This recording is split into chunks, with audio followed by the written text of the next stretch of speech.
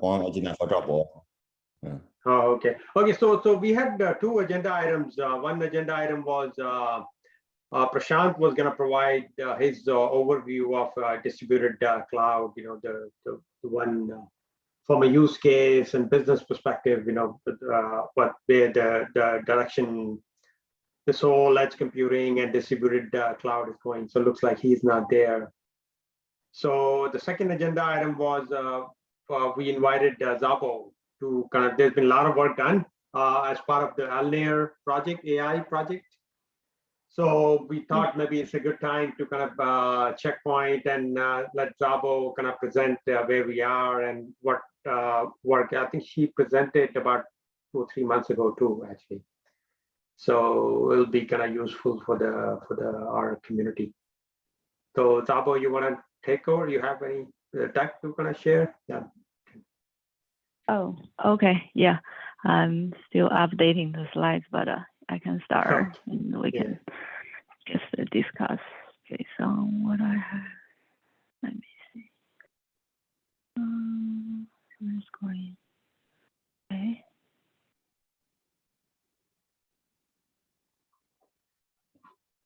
Yeah, just a little recap before other people forget what Alnair is. It is elastic intelligent AI platform within Centaurus.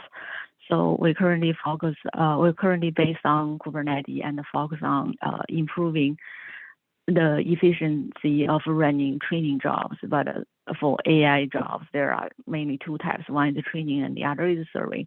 Serving workload is under planning as well. And we have 3 or 4 main components. The fourth one I haven't typed in yet, but it's an update. From previous update, I think it's late June, that TS meeting, we add a couple modules in the main framework. One is the unified training framework. Before when we prototype, we only support Elastic Harvard, which is one type of distributed training jobs. But now we redesign the training framework. It's a unified framework can support Elastic and non-Elastic jobs. So all the jobs are managed with one same simple YAML file, and you just use a framework key to which type of training jobs you want to run. And under the hood, we have different branches to handle different frameworks. And with that, we have a global overview of all the jobs, which is easier for us to do the dynamic size control, like a scale up or scale down. And another component we added since the previous update is the scheduler, which is in the original architecture, but we haven't designed in the first phase. In the second phase, we implemented this scheduler. One main thing for the AI workload is it will require a group of pods to work together, especially in the distributed training. So to avoid the resource starvation, like some of the pod launch, some as pending, we need this kind of a co-scheduling plugin to launch the pod all or nothing. This is already done in the Kubernetes scheduling seed. We just trimmed down the code and integrated in our Alnair project. And another special thing about this scheduler is data-driven. We have a component I haven't finished, which I said is the fourth one. Profiler component can lively profiling the resource usage in the real time. So when we calculate the score during the scheduling, we know every node, each node, how the GPU has been used. So if some of the GPU utilization is low, we can pack more job to one GPU card. Yeah, that's the two main thing in the scheduler. And another main achievement we did is for the GPU sharing. Beforehand, we evaluated the MPS way, which is provided by NVIDIA to share GPU, which they pack many processes together, but there are interference between the process can cause unknown crash. And another way is to use the CUDA intercept way, which means when the AI application calls the CUDA API driver, we can intercept within the user container, and then to monitor how much memory and the computer resource used by that container. And if it used more than it requested, we can reject that request. By this way, we can safely share a GPU from the higher level. So the challenging part of this sharing is we need to handle the memory isolation and also the compute isolation. It's relatively easy to intercept the memory CUDA memory alloc API call, but for the kernel launch, which is the thread related with the compute, is a little difficult. We are still working on that. So that's the progress for this 3 component. And the fourth one, the profiler, we haven't added too much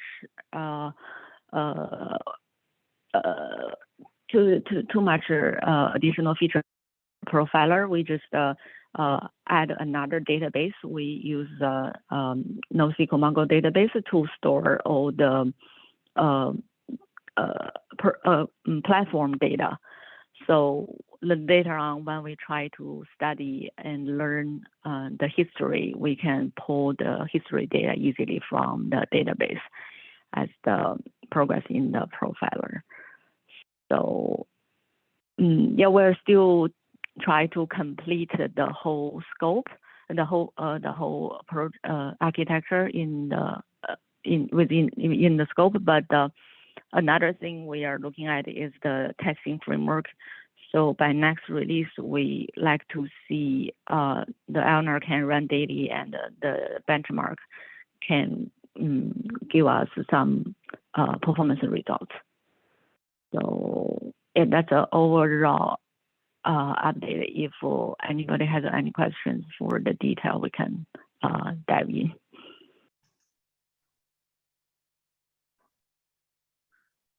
Sabo, you may want to talk about the collaboration work, the open source thing we're doing with the UW guys, the Symphony project as well, the GPU utilization. Oh, yeah. Just briefly, or if you want, I can kind of give a high level overview. It's up to you. Go ahead. Why don't you go ahead? You can talk about it as well. So yeah, I mentioned the serving workload is under planning, which is we will do a through collaboration with UW, and Deepak know the details. Yeah, so I think just to give you folks a background, actually, we're doing a lot of interesting work with the UW, University of Washington folks, actually. So these folks have developed a framework called Symphony for inference, AI inferencing framework, actually. So this was a project called Nexus before, and now they kind of added a lot of new functionality to it to make it even better. So so there are 2 or 3 other. So Nexus was the previous project, and now Symphony is a new version of that. And there's another project called Clockwork also. So these guys are, this is the folks in Germany, I think. So they're trying to address the same issue, but this is a pretty hard problem as well, though, because I think there's been a lot of emphasis on optimizing the training, model training thing, but the inferencing is a big problem as well, though. You see, as the models are getting bigger and bigger, how do you kind of have a subset of models running across multiple GPUs, cluster of GPUs, and then how to kind of dynamically dispatch the incoming arrival, the traffic based on a QoS, the patterns and the deadlines and all that. So that's this project is all about. And currently it's not really open. So it is kind of open source, but we're trying to work with them, and that there's some approval needs to happen. And it's going to be Apache 2.0, and we will eventually, the goal is to integrate that as part of Arctos, the project, as part of Centaurus overall umbrella, basically. So this will be our inferencing capability as part of our Centaurus project. So that's pretty interesting. So we will do a detailed kind of overview as we go along, but that's where we are actually. So essentially, just the bottom line is that we will have the project open source as Apache 2.0 and incorporated as part of Centaurus project. I see. Do they already have a working prototype for the Nexus? Yes. Everything is, yeah. Nexus is working, but they moved away from Nexus to Symphony project, which is evolution of that, much better, the GPU utilization project called Symphony. I think you were aware of that in Symphony project. I only read the previous paper, the Nexus paper. I'm not aware of the new. Okay, the so new Symphony is a new version of Nexus. Just curious, in the paper they mentioned in the Nexus they are doing actually some very deep level optimization. For example, they were trying to combine first kind of they are breaking down a model into different layers and then combine the execution of the same layer from different models.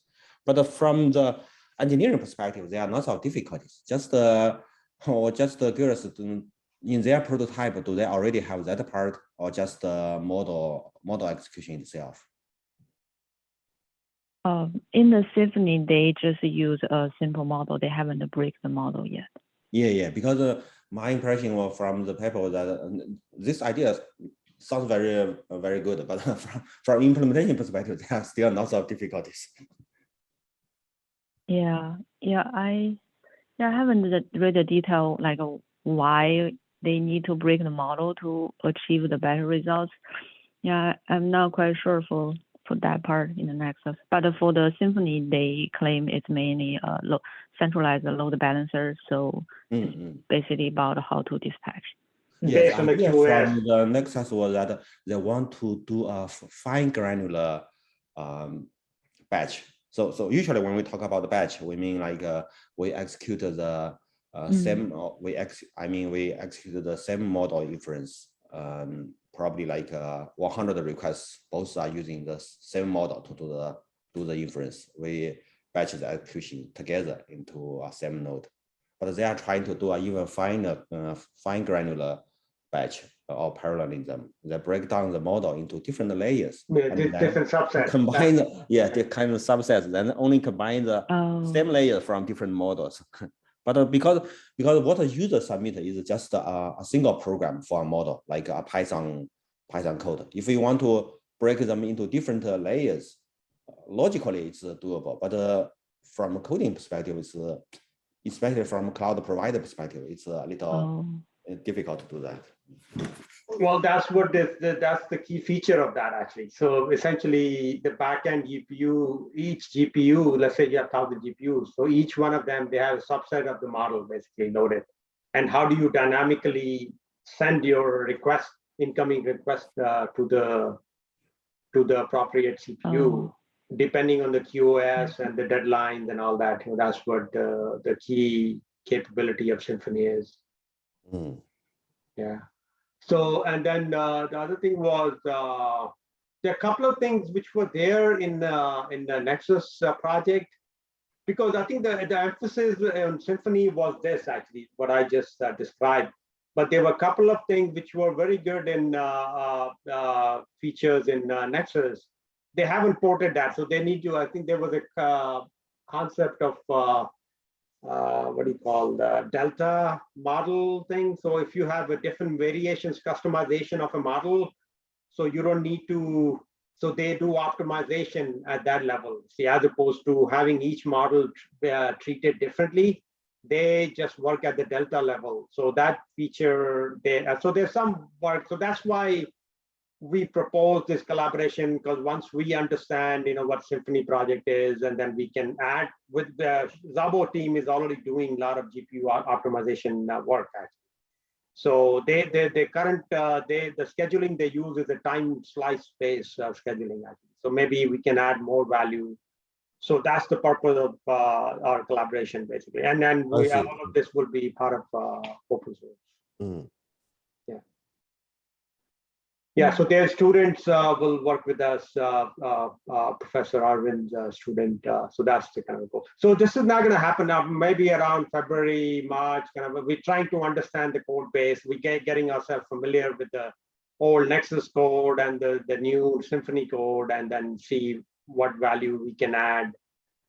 And there's a lot of work needs to be done. So right now it's not in a shape to be released, publicly like Apache 2.0 and all that. So that's why we're doing this work with them.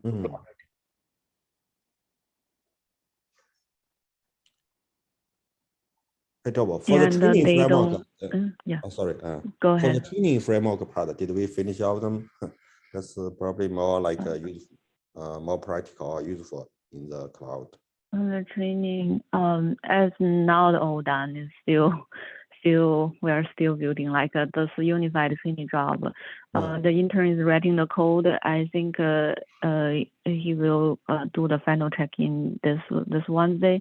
And for this scheduler, since we added this vGPU manager plugin thing, so the scheduler has to handle the fractional GPU scheduling, which is a little different than the regular scheduling job. So yeah, there will be another but for the changes. elastic training, for the elastic training itself, that one does not rely on fractional GPU, right?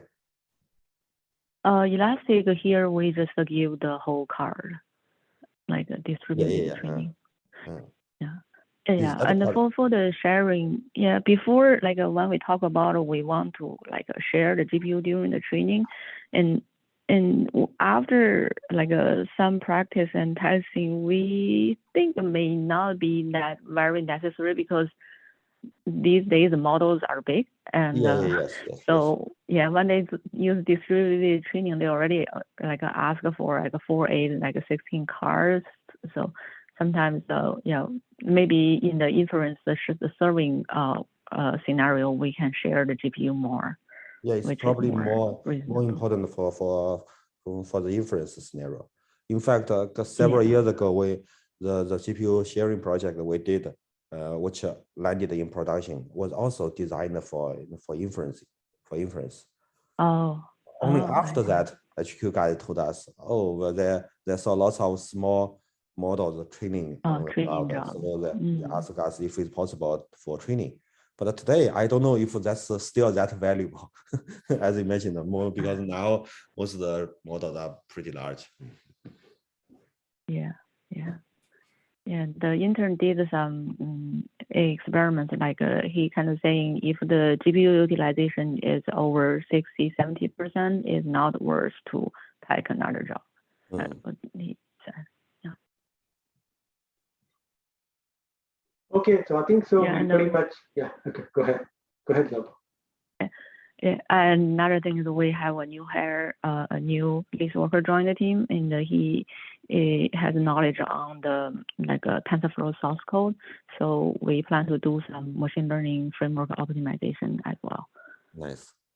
That's all. Okay, good. So I think that's pretty much it actually. So Stefan, anybody, you guys have anything to share? We still have a lot of time, but I think other than that, I think we're pretty much done.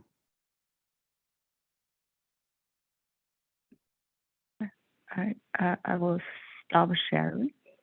Yeah. Okay, so I think we can end this meeting then in that case. I think most likely, because next month is going to be a holiday, this December. So our next meeting will most probably be around January end kind of a time frame. You guys agree? Yeah, it looks like we do not have many topics recently. We will skip next month's meeting if there are no. Yeah. We will push it to January, and I think there's a lot of work being done in our edge cloud side. I think that a lot of work. We're going to be collaborating with Stefan's team as well. So we'll give kind of overview as we go along. Actually, the whole programming model and on the edge cloud and all that. So yeah. So that will be, yeah, go ahead. Sorry, yeah. I don't, so sorry, go ahead. No, I think so. Other than that, we are done. Okay. Just one quick question for Stefan. Hey, Stefan, are you there? Yeah, I'm here. Yeah, Deepak and I are working on a paper, and there we are using the IEEE LaTeX template. For some code slips, maybe I can use a couple minutes here to see what's the template you guys are using. It looks like the code embedded there. It looks not nice. We are seeing what's the right template we should use. Let me see. It's a Word format. Oh yeah, that's already. Okay. Are you guys able to see the screen? Yeah, we see it. Yeah. So you can see for this is IEEE LaTeX template we got, and for the embedded code and the listing part, the font looks very weird. So just a quick check to see what's the usual element you guys are using for this coding and then listing. Okay, that's a good question. I usually use listing. No, not listing. I usually use cursive. I change different font basically, and then I format it. But I can send you, if you will, just some examples. I can't remember now from the top of my head exactly the configuration. But I can send you some examples from some papers and how I configured those. Okay, great. That would be very helpful if we can have send some examples of the LaTeX example.